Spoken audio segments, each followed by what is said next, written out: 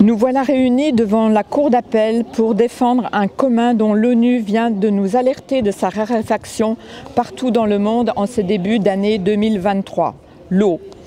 Après condamnation pour prise illégale d'intérêt, la Vigie de l'eau a renouvelé son staff et demande sa réhabilitation. Un scandale quand on fait état de la situation. La nappe GTI profonde est épuisée et en raison de sa nature ne pourra se reconstituer que très lentement.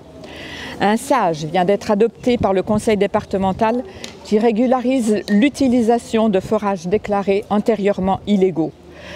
Malgré la réserve du commissaire enquêteur, seuls les volumes autorisés pour Nestlé et autres industries sont quantifiés et leurs limites précisées sans prendre en compte les prélèvements dans la nappe. C'est ce qui ne garantit en rien l'accès à l'eau pour les habitants. La solution multinappe retenue reste soumise aux résultats de l'étude géohydraulique prévue dans le SAGE.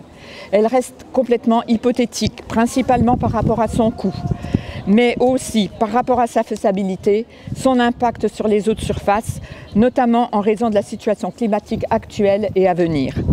Qui est responsable de cette situation?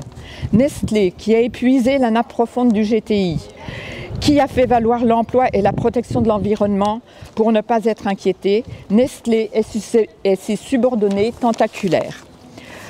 Au travers d'AgriVert, Nestlé soutient l'agriculture paysanne, bio sur le foncier qu'il a acquis pour protéger son or bleu.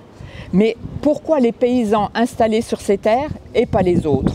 Où est la justice sociale? Malgré sa condamnation, la Vigie de l'eau fait la promotion de Nestlé auprès des enfants et de leurs familles dans les villes et villages avoisinants, en valorisant son modèle de protection de l'environnement.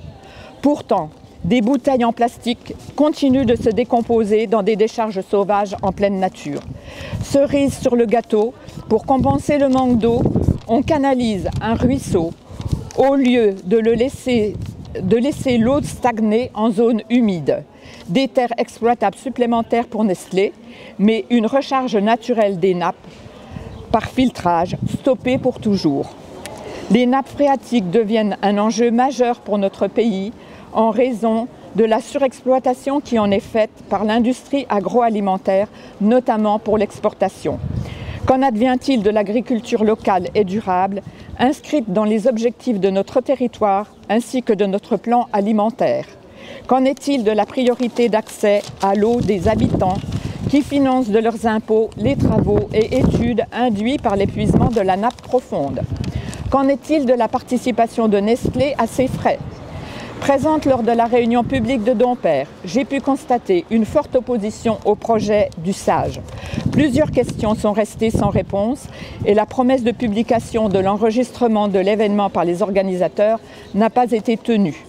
Aussi, le temps n'est pas à la confiance ni à l'oubli. L'eau pour la vie, pas le profit. Nous demandons réparation aux profiteurs et la fin de l'abus des profits.